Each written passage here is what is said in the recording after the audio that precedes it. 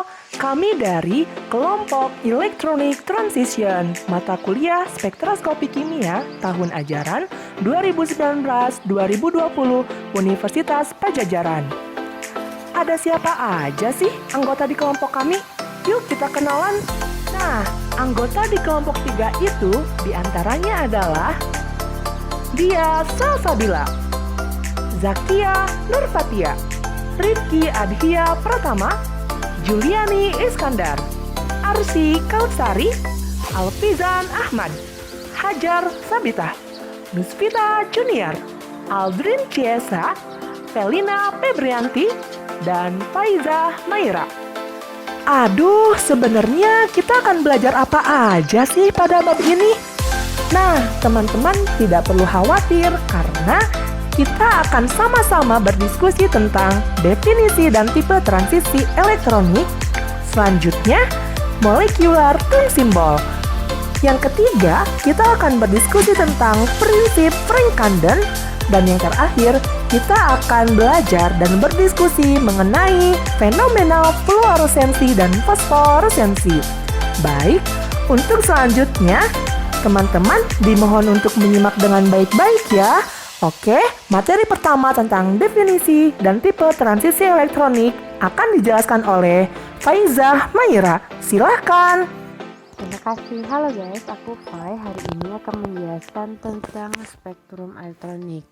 Nah, jadi pada gambar terlihat bagaimana spektrum elektronik ini mempunyai rentang dari 100 sampai 500 nanometer, di mana rentang ini cocok dengan panjang gelombang UV vis, sehingga sering disebut dengan spektrum UV vis.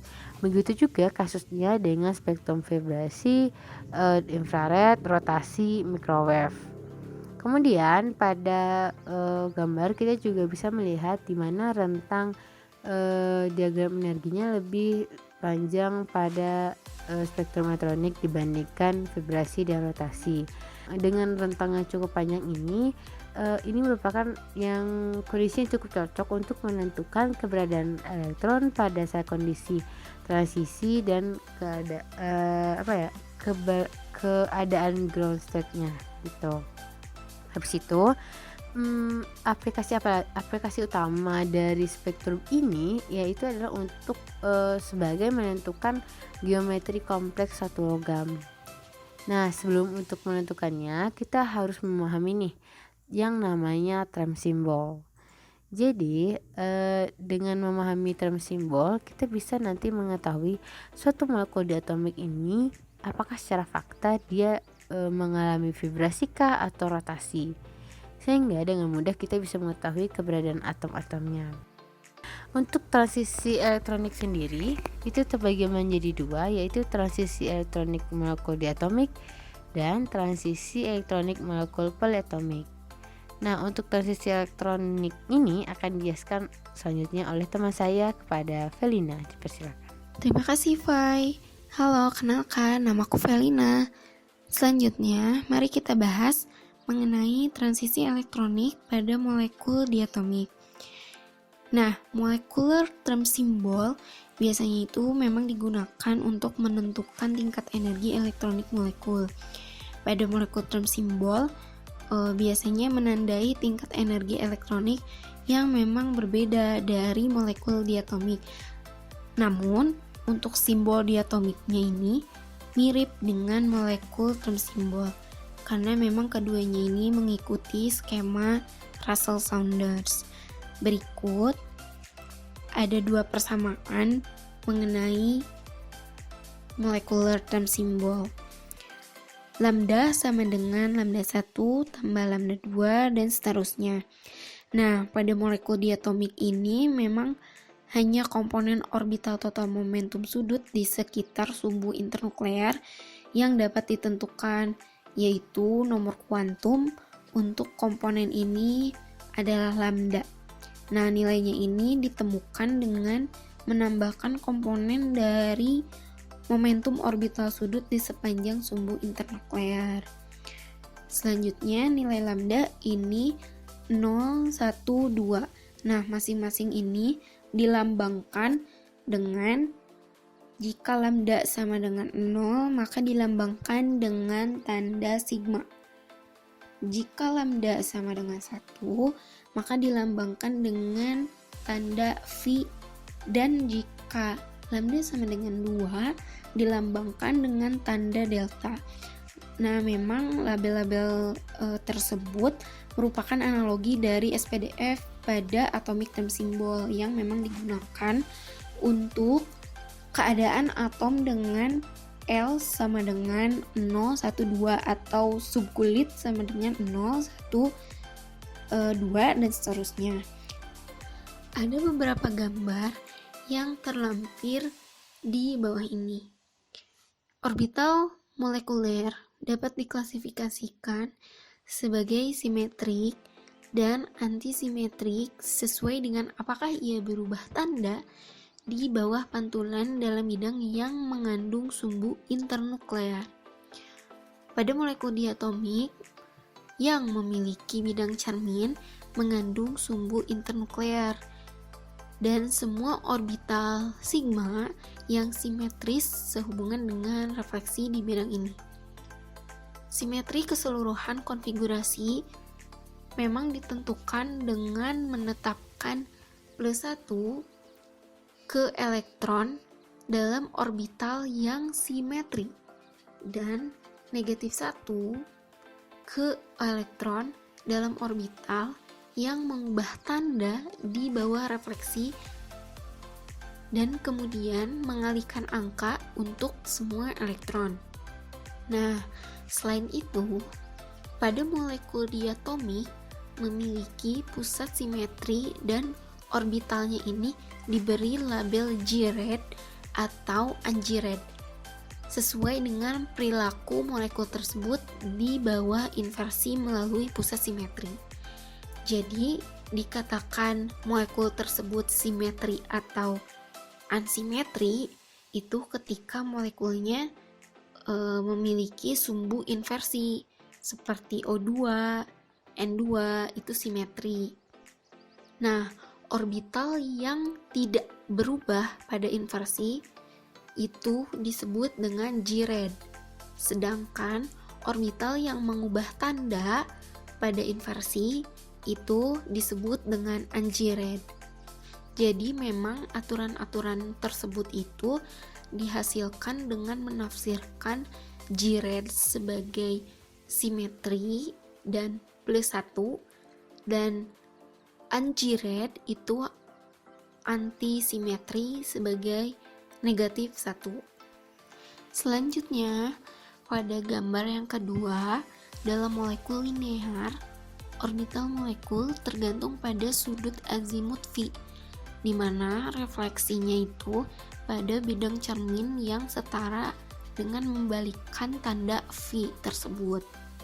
Nah, kemudian pada orbital Vx yang sebanding dengan cos V itu memiliki bidang nodal V/2 pada bidang YZ dengan lobus positif dan negatif di kedua sisi bidang. Sedangkan pada bidang XZ itu tidak berubah oleh refleksi. Nah, kebalikannya, pada orbital VY yang sebanding dengan sin V, pada bidang XZ itu memiliki nilai V sama dengan 0 yang merupakan bidang nodal, sehingga orbital berubah pada refleksi pada bidang XZ. Nah, selanjutnya untuk gambar ketiga yaitu coupling spin dan momen sudut orbital dalam molekul linear, hanya komponennya ini hanya di sepanjang sumbu internuklear, yaitu antara sigma dan lambda. Jadi dalam molekul linear itu ditentukan oleh bilangan omega kuantum omega, di mana nilai omega ini diperoleh dengan menambahkan komponen momentum sudut orbital di sekitar sumbu atau nilai lambda.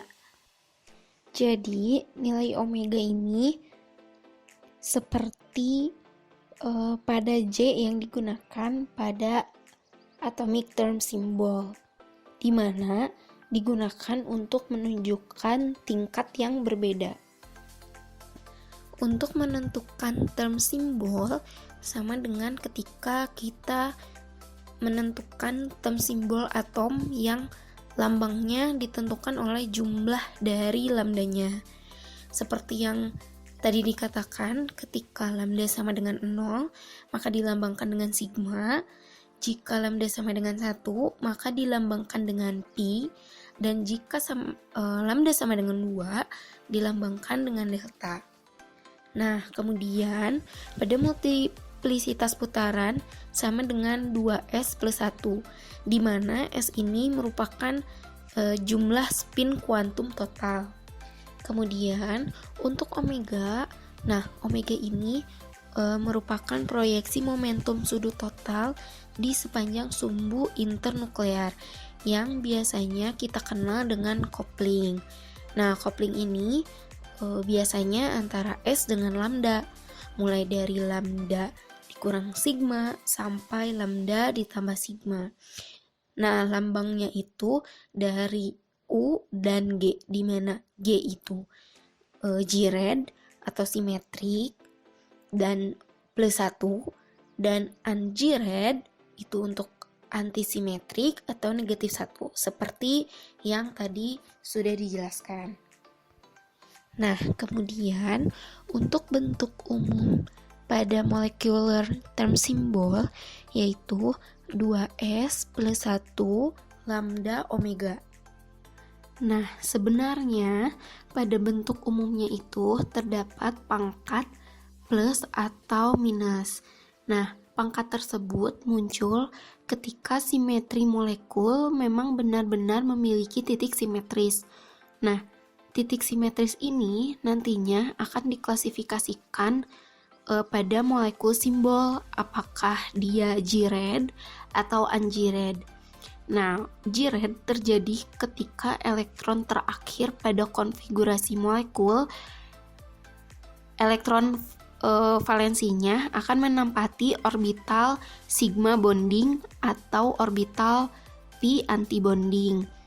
Nah, setelah diklasifikasikan bahwa molekul tersebut G-red atau un-G-red, nanti berdasarkan larangan Pauli atau aturan Pauli, ketika si multiplisitasnya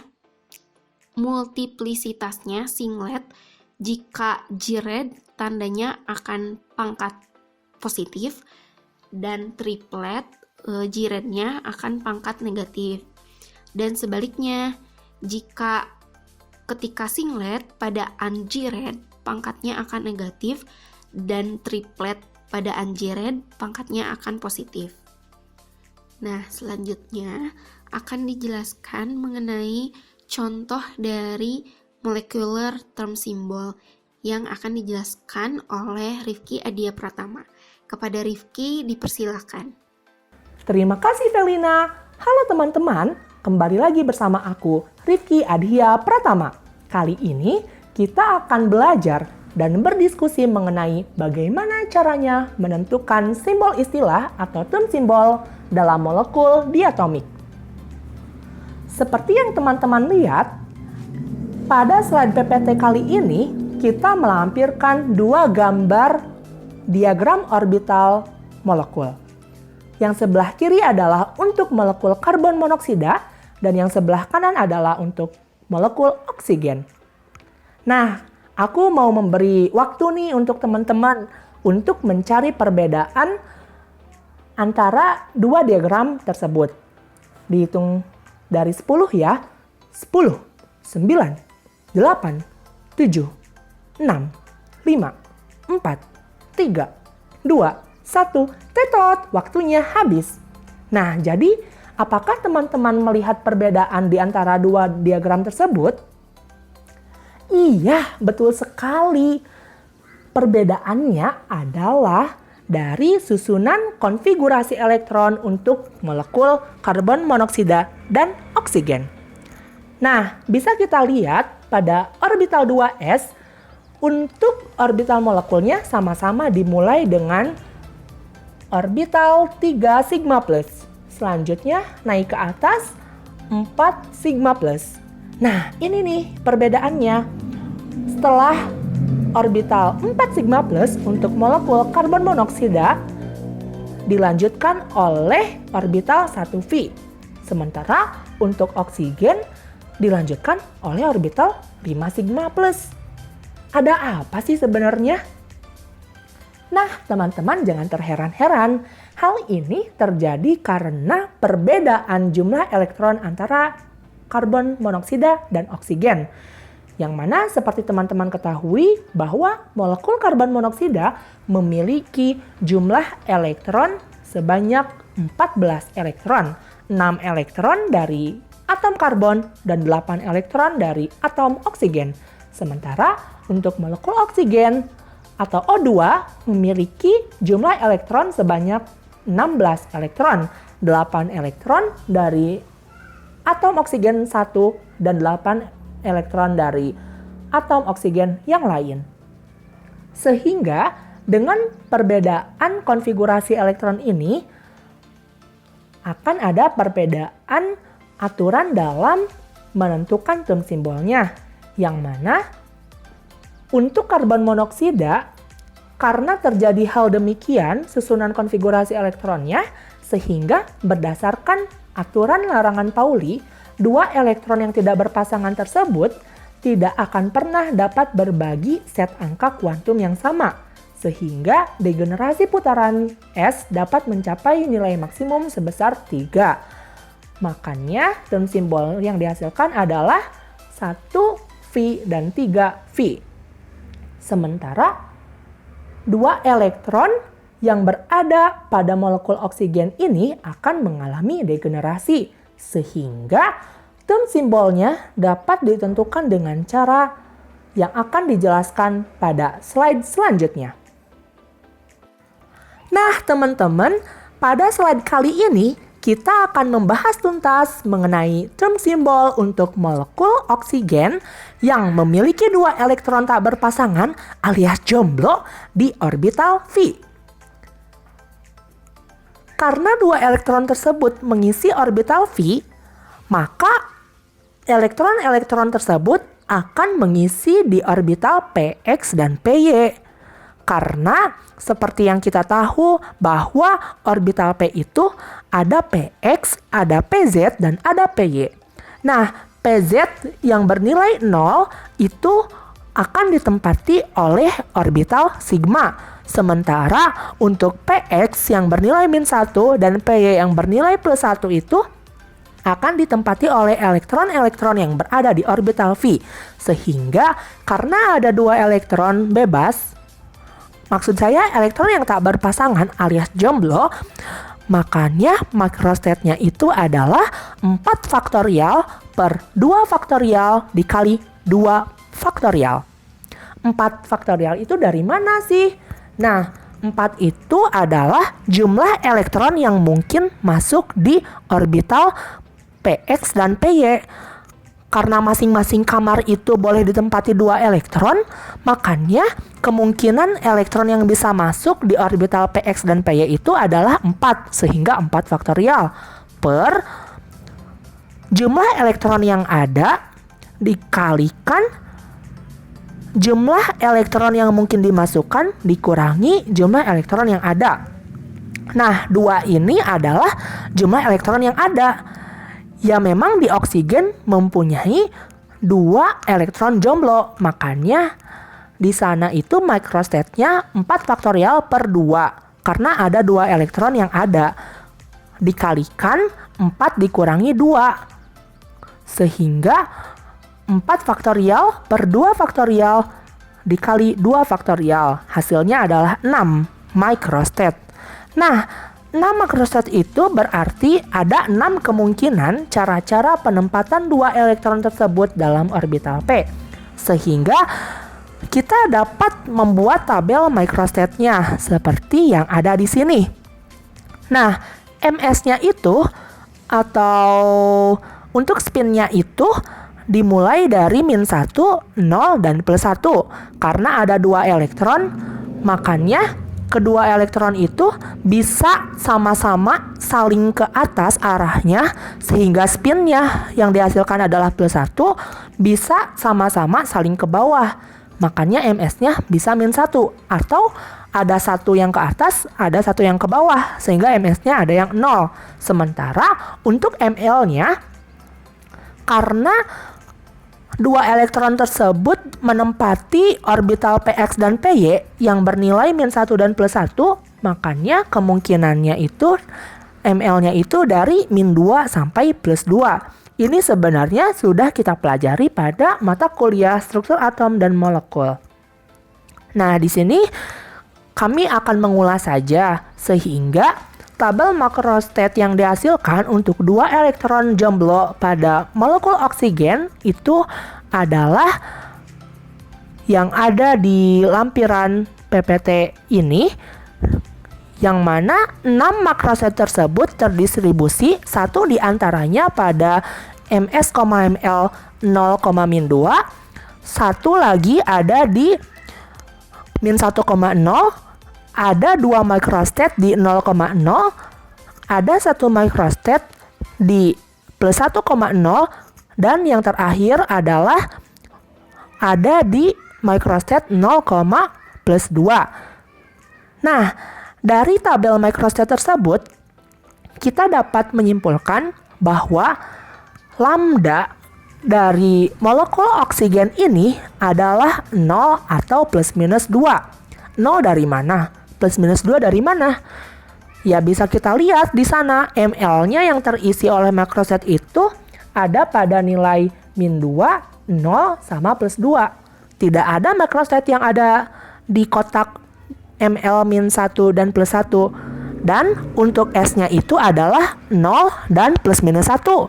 Dari mana? Ini itu nilainya dari 2S plus 1 multiplisitas yang dijelaskan oleh Felina sebelumnya. Sehingga jika S-nya 0, 2S plus 1, 2 kali 0 plus 1 sama dengan 1.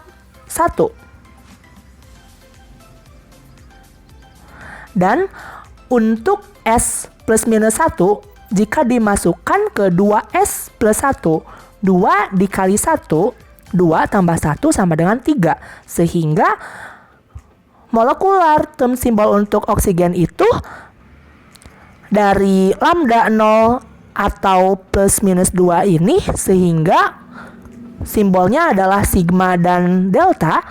Dari nilai S, 0 dan +-1 dapat disimpulkan bahwa term simbolnya singlet atau triplet. Sehingga pada akhirnya kita dapat menyimpulkan bahwa possible term symbol untuk molekul oksigen adalah 1 sigma, 3 sigma, dan 1 delta. Karena 3 delta tidak ada, karena tidak memenuhi aturan term symbol. Nah, selanjutnya adalah penentuan Gired atau ungired. Karena kita tahu bahwa oksigen ini adalah molekul diatomik yang mempunyai titik simetri, makanya harus disertai dengan simbol Gired atau ungired. Nah, karena 2 elektron terakhirnya mengisi orbital V star atau antibonding V, maka Gired dikali ungired sama dengan Gired. Sehingga molekular term symbol untuk oksigen adalah 1 sigma Gired plus, 3 sigma Gired min, dan 1 delta Gired. Nilai plus dan minus ini berdasarkan prinsip larangan Pauli, yang mana keadaan singlet harus bertanda positif dan keadaan triplet harus bertanda negatif. Oke, selanjutnya ada pemaparan materi mengenai aturan seleksi atau aturan transisi yang akan disampaikan oleh Nusvita. Silakan. Ya, terima kasih Rifki. Halo teman-teman, aku Nusvita. Dan sekarang aku mau ngejelasin nih tentang aturan seleksi yang terjadi pada term simbol diatomik. Nah, berdasarkan pertimbangan spektroskopi elektronik mengenai transisi momen dipol, dinyatakan bahwa aturan seleksi pada term simbol diatomik itu sama dengan aturan seleksi yang terjadi pada term simbol atomik. Sehingga transisi-transisi yang diperbolehkan itu harus memenuhi syarat-syarat yang ada pada aturan seleksi ini. Apa aja sih syaratnya? Nah, yang pertama yaitu delta lambdanya harus sama dengan 0 atau plus minus 1, yang artinya total momentum sudut orbitalnya harus sama dengan 0 atau plus minus 1. Lalu yang kedua, delta S-nya sama dengan 0, yang artinya jumlah spinnya harus sama dengan 0, dan spinnya ini harus sama apabila singlet ke singlet dan triplet ke triplet. Lalu yang ketiga ada delta sigma sama dengan 0. Nah, transisi ini juga diperbolehkan bila transisi yang terjadi itu dari G-rate ke unG-rate ataupun sebaliknya. Lalu dari positif ke positif dan juga dari negatif ke negatif. Nah, ada contoh kasus nih. Apakah transisi dari 1 sigma G-rate plus menuju 3 sigma unG-rate plus akan terjadi? Jawabannya tidak. Nah, mengapa tidak? Karena meskipun dia memenuhi beberapa syarat, tapi ada syarat yang dia tidak penuhi nih. Nah, sebelumnya syarat-syarat yang dia penuhi ini apa aja sih?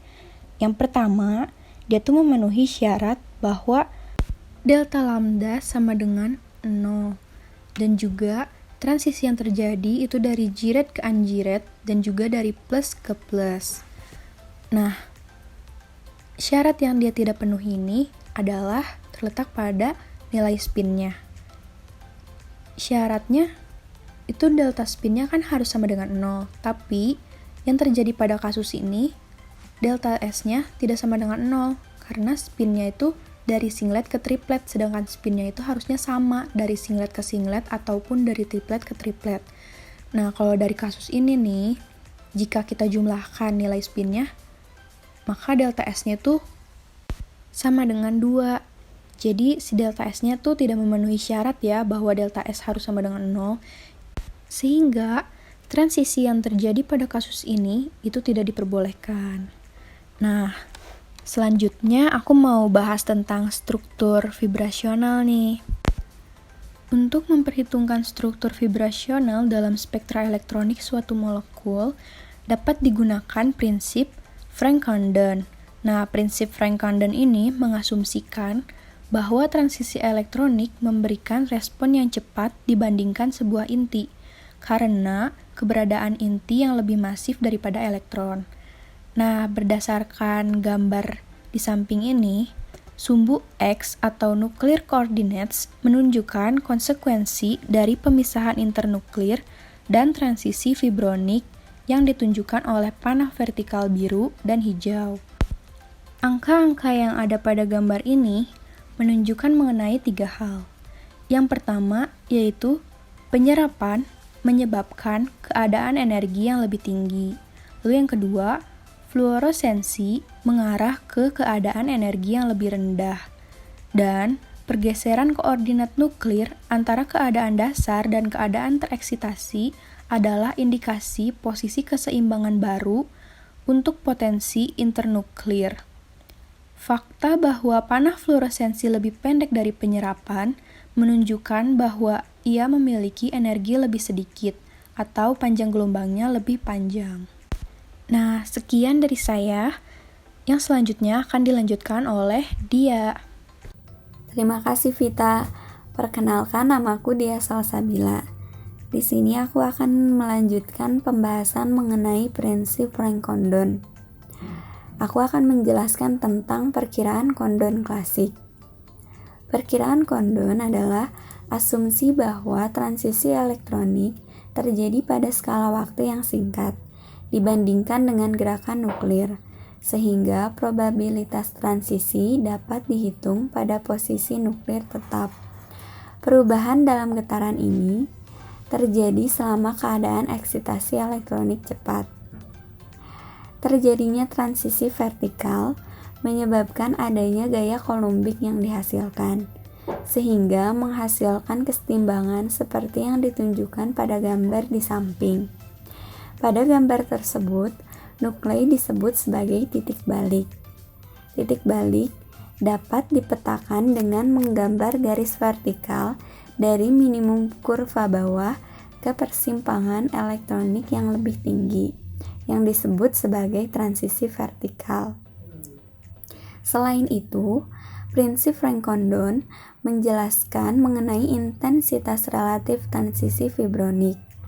Hal ini menyatakan bahwa probabilitas transisi getaran yang terjadi dapat diketahui melalui integral tumpang tindih Frank-Condon, seperti pada persamaan berikut.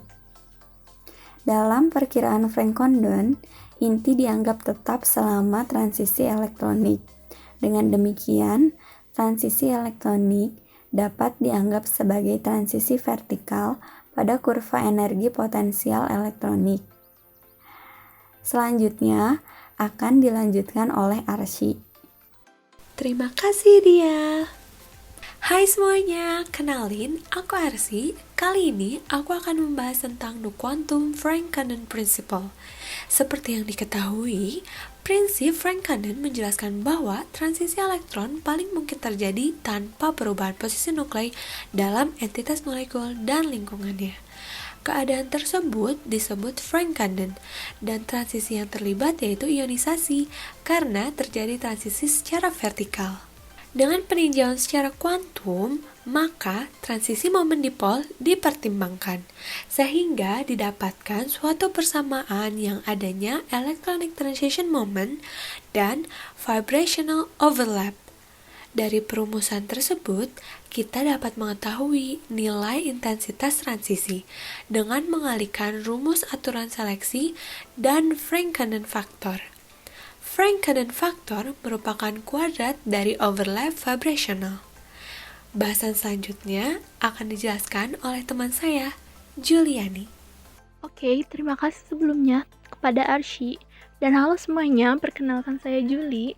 Di sini saya akan menjelaskan bagaimana cara menentukan suatu energi disosiasi. Dapat kita lihat dalam beberapa kasus, contohnya Frank-Condon, tumpang tindih dapat meluas di atas batas disosiasi. Dan energi disosiasi dalam keadaan tereksitasi dapat diukur secara langsung. Energi pun dapat diukur secara langsung. Ketika hal ini tidak terjadi, tetapi beberapa tingkat getaran dapat dieklusi. Ini memungkinkan karena adanya ekstrapolat dalam keadaan tereksitasi. Dan untuk melakukan ekstrapolasi, untuk menentukan adanya batas disosiasi. Sebagai contoh dalam rumus osilator Morse, G V bar sama dengan V plus setengah omega E min V plus setengah kuadrat omega E x E. V sama dengan 0, 1, 2, 3, dan seterusnya sampai Vmax, di mana pada batas disosiasi, V plus setengah menjadi 0, Vmax-nya menjadi omega E per 2 omega E x E min setengah, dan G Vmax bar sama dengan dE sama dengan omega kuadrat E per 4 omega E x E. Dan V itu merupakan suatu konstanta vibrasi molekul, di mana omega E merupakan frekuensi dari suatu osilator dan omega E x E merupakan konstanta dalam anharmonik, dan G Vmax bar berbanding lurus dengan dE dan merupakan suatu energi disosiasi dari suatu konstanta kesetimbangan. Oke, segitu dari saya, dan selanjutnya akan dijelaskan oleh Zakia. Terima kasih. Oke, terima kasih banyak kepada Juli. Jadi saya Zakia. Kali ini saya akan menjelaskan mengenai transisi elektronik molekul poliatomik. Absorpsi suatu foton dapat ditelusuri melalui eksitasi elektron yang dimiliki sekelompok kecil atom dalam molekul poliatomik. Misalnya, ketika ada gugus karbonil, penyerapannya terjadi pada lambda maksimum 290 nanometer. Meskipun idealnya harus mempertimbangkan juga gugus lain yang terdapat dalam molekul tersebut. Hal ini wajar saja karena karbonil merupakan salah satu gugus dengan pita serapan optik yang khas disebut kromofor, yang berasal dari bahasa Yunani untuk membawa warna. Dan kehadiran mereka seringkali memberikan warna pada suatu zat. Berikut telah dilampirkan tabel mengenai karakteristik absorpsi dari beberapa gugus fungsi dan molekul. Selanjutnya, saya akan menjelaskan mengenai kompleks D logam. Dalam atom bebas, kelima orbital D dari kulit yang diberikan mengalami degenerasi. Dalam kompleks D logam, di mana lingkungan langsung atom tidak lagi berbentuk bola, orbital D tidak semuanya berdegenerasi, dan elektron dapat menyerap energi dengan melakukan transisi di antara mereka. Untuk memahami teori splitting dalam suatu kompleks oktahedral seperti TiOH2 6x3+, yang ditunjukkan pada gambar nomor 1, keenam ligan dapat dianggap sebagai muatan negatif yang menolak elektron D dari ion pusat. Dapat dilihat pada gambar 11F12. Akibatnya, orbital terbagi atau split ke dalam dua kelompok, yaitu yang pertama adalah orbital T2G yang terdiri dari dxy, dyz, dan dxz. Lalu yang kedua adalah orbital EG yang terdiri dari dx kuadrat y kuadrat dan dz kuadrat, yang ditunjukkan pada gambar nomor 2. Hal ini terjadi akibat adanya pengaruh medan ligan. Perbedaan energi delta O disebut parameter splitting medan ligan. O menunjukkan simetri oktahedral. Kompleks D logam juga dapat menyerap radiasi sebagai akibat transfer elektron dari ligan ke orbital D atom pusat, atau sebaliknya. Dalam transisi transfer muatan seperti itu, elektron bergerak melalui jarak yang cukup jauh, yang berarti bahwa momen dipol transisi mungkin besar dan penyerapannya juga sangat kuat. Sekian yang dapat saya jelaskan, lalu selanjutnya akan dijelaskan mengenai transisi Pi ke Pi bintang dan transisi N ke Pi bintang yang akan dijelaskan oleh Aldrin. Ya, terima kasih Zakia. Sekarang saya Aldrin akan melanjutkan ke materi berikutnya, yaitu tentang transisi Pi ke Pi bintang dan transisi N ke V bintang. Sebelumnya, saya akan menjelaskan gambar yang ada pada slide. Di situ tertera ada dua jenis orbital, yaitu orbital yang terisi oleh elektron dan orbital yang tidak terisi oleh elektron. Nah, untuk tiga orbital yang bawah itu adalah orbital yang terisi oleh elektron. Di situ ada orbital sigma atau orbital ikatan, yang mana kita temui di ikatan tunggal. Lalu ada orbital V, orbital ikatan yang mana kita temui di ikatan rangkap biasanya, dan orbital N atau orbital tidak berikatan. Nah, selanjutnya untuk yang tiga teratas itu adalah orbital yang tidak terisi oleh elektron. Yang pertama adalah P atau N bintang, itu adalah orbital tidak berikatan yang tidak diisi oleh pasangan elektron. Yang kedua adalah orbital V bintang atau orbital anti ikatan, di mana orbital V tersebut tidak terisi oleh elektron. Dan yang pertama yang paling atas adalah orbital sigma bintang atau orbital anti ikatan juga, di mana orbital sigmanya itu tidak terisi oleh elektron. Nah, semakin tinggi tingkatan dari keenam jenis orbital tersebut adalah semakin tinggi perbedaan energinya, semakin ke atas semakin tinggi perbedaan energinya. Absorpsi oleh ikatan rangkap C double bond C menghasilkan eksitasi pi elektron menjadi orbital antibonding atau V bintang. Aktivitas kromofor karena transisi pi ke pi bintang. Sebagai informasi saja, untuk senyawa yang dapat menyerap pada panjang gelombang visible itu biasanya ditandai dengan adanya pembentukan warna dari senyawa kompleks. Sedangkan senyawa yang dapat menyerap pada panjang gelombang ultraviolet itu diindikasikan oleh adanya gugus kromofor, di mana gugus kromofor ini terjadi transisi dari pi ke pi bintang. Energi dari transisi ini yaitu sekitar 6,9 elektron volt untuk ikatan rangkap yang tidak terkonjugasi, yang sesuai dengan penyerapan pada panjang gelombang 180 nanometer, yang mana panjang gelombang ini masih dalam range ultraviolet. Ketika ikatan rangkap adalah bagian dari rantai terkonjugasi, energi orbital molekul lebih dekat satu sama lain dan transisi pi ke pi bintang bergerak ke panjang gelombang yang lebih panjang. Dimana yang sudah kita tahu, perbedaan energi itu berbanding terbalik dengan panjang gelombang, yang mana semakin kecil perbedaan energi, maka panjang gelombang akan semakin panjang atau besar. Bahkan mungkin juga terletak di wilayah visible jika sistem terkonjugasi cukup lama. Nah, di bawah itu ada gambar C double bond C yang bertindak sebagai kromofor. Dalam ilustrasi transisi pi ke pi bintang ini, si elektron dari orbital P dia dipromosikan atau tereksitasi ke orbital pi bintang atau orbital antibonding.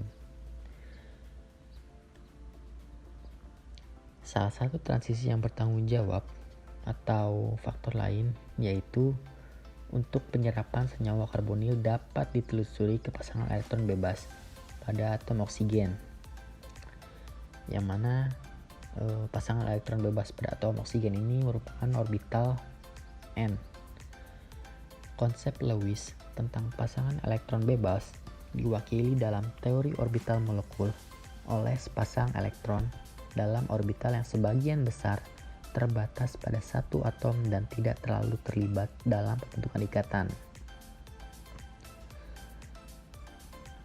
Salah satu elektron ini yang tadi ada pada orbital N bisa tereksitasi ke dalam orbital pi bintang kosong dari gugus karbonil yang menimbulkan transisi N orbital N ke orbital pi bintang. Energi penyerapannya adalah sekitar 4,3 elektron volt, yang mana pada panjang gelombang 290 nanometer. Energi ini lebih kecil dibandingkan transisi pi ke pi bintang, sehingga panjang gelombangnya pun akan semakin panjang, bahkan hampir mendekati panjang gelombang visible. Karena transisi N ke pi bintang dalam karbonil adalah simetri terlarang, maka absorbasinya akan lemah. Sebaliknya, transisi pi ke pi bintang dalam karbonil yang sesuai dengan eksitasi elektron pi dari ikatan rangkap C double bond O diizinkan oleh simetri, yang artinya lebih simetri, dan menghasilkan penyerapan yang relatif lebih kuat, sehingga absorbasinya akan semakin kuat. Di situ ada gambar yang menjelaskan tentang gugus karbonil C double bond O bertindak sebagai kromofor yang terlibat sebagai eksitasi dari elektron yang ada pada orbital N pada gugus karbonil tereksitasi dengan gugus CO pi bintang orbital antibonding, sehingga transisi ini dinotasikan sebagai transisi N ke pi bintang. Selanjutnya akan dijelaskan oleh Afizan mengenai circular dichroism. Baik, terima kasih Aldrin. Sekarang saya akan menjelaskan tentang circular dichroism. Di dalam bidang biokimia, spektrum elektronik juga biasa digunakan untuk menentukan struktur sekunder dari protein melalui analisis circular dichroism atau CD. Pada dasarnya, CD mengukur perbedaan molar absorpsivitas delta isolon dari cahaya terpolarisasi sirkuler kiri dan kanan. Gugus-gugus kromofor di lingkungan siral menghasilkan sinyal karakteristik atau yang diketahui sebagai sinyal CD. Sinyal CD yang dihasilkan dari ikatan peptida tergantung pada masing-masing konformasinya. Selanjutnya, fluoresensi dan fosforesensi akan dijelaskan oleh Hajar Sabita. Terima kasih kepada Alfiza. Selanjutnya saya akan menjelaskan tentang fluoresensi dan fosforesensi. Kita semua tahu bahwa elektron yang ada dalam atom memiliki putaran spesifik yang terkait dengannya. Elektron-elektron ini berpasangan dengan elektron yang berputar berlawanan dengan elektronnya. Sebagai hasilnya, spin net pasangan elektron adalah 0. Ketika elektron berpasangan dengan elektron yang memiliki putaran berlawanan, mereka dikatakan dalam keadaan singlet. Namun, pada keadaan tertentu, kedua elektron yang berpasangan memiliki putaran yang sama. Keadaan seperti ini disebut keadaan triplet.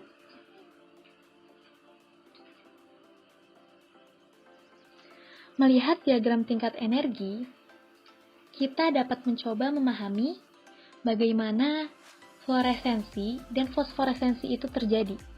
Seperti yang terlihat dalam diagram, ada berbagai tingkat energi.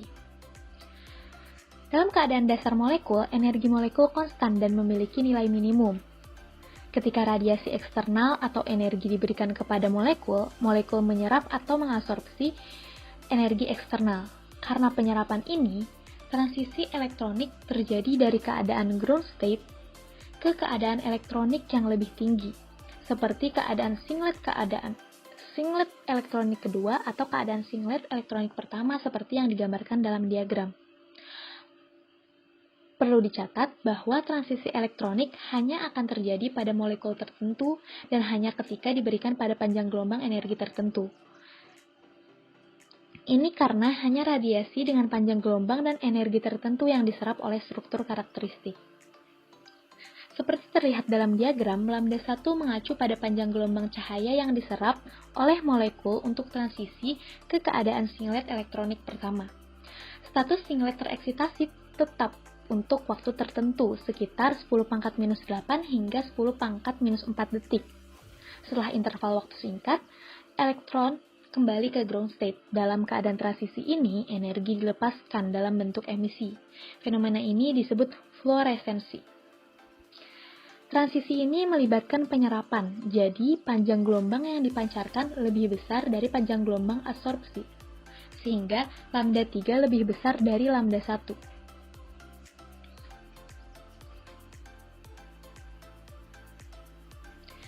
Seseorang dapat melakukan analisis kualitatif dan kuantitatif sampel dengan mempelajari dan mengukur fluoresensi. Pada keadaan tertentu, elektron yang seharusnya dari status singlet elektronik pertama ke keadaan dasar mengalami intersystem crossing menuju ke status triplet tereksitasi pertama. Mereka tinggal di sana beberapa saat sebelum transisi ke keadaan ground state. Transisi ini disertai dengan emisi yang dikeluarkan. Fenomena ini disebut fosforesensi. Fosforesensi dapat membantu seseorang melakukan analisis analit. Fluoresensi adalah emisi langsung dari radiasi absorpsi, sedangkan fosforesensi adalah penundaan pelepasan energi yang diserap. Nah, dari video sebelumnya dapat kita ketahui perbedaan fluoresensi dan fosforesensi. Fosforesensi membutuhkan waktu lebih lama daripada fluoresensi, karena pada fosforesensi melewati tahap yang lebih panjang dari fluoresensi. Hal ini dapat terjadi karena adanya intersystem crossing, di mana elektron akan mengalami perubahan spin dari singlet ke triplet. Karena energi absorpsinya digunakan untuk mengubah arah spin, sehingga emisi terjadi dari keadaan triplet ke keadaan dasar. Dengan waktu yang jauh lebih lama pada fosforesensi, menyebabkan cahaya akan berpendar lebih lama daripada fluoresensi. Contoh dari fosforesensi adalah barang-barang glow in the dark, sementara contoh dari fluoresensi adalah pada uang yang ketika diberikan sinar UV akan memancarkan sinar hanya ketika disinari UV saja. Nah, mungkin sekian dulu dari fluoresensi dan fosforesensi. Selanjutnya aku kembalikan kepada Rifki. Nah, teman-teman, diskusi mengenai transisi elektronik dengan kelompok 3 kelas C dan D Spektroskopi Kimia Universitas Padjadjaran 2019-2020 dicukupkan sampai sekian. Semoga dengan diskusi kali ini kita dapat lebih memahami bagaimana fenomena suatu instrumen spektroskopi dalam mengidentifikasi suatu senyawa kimia. Akhir kata, kami dari kelompok 3 mengucapkan terima kasih dan mohon maaf apabila ada kesalahan. Dan jangan lupa jika kalian suka dengan video kami, jangan lupa untuk like, komen, dan subscribe ya teman-teman. Terima kasih.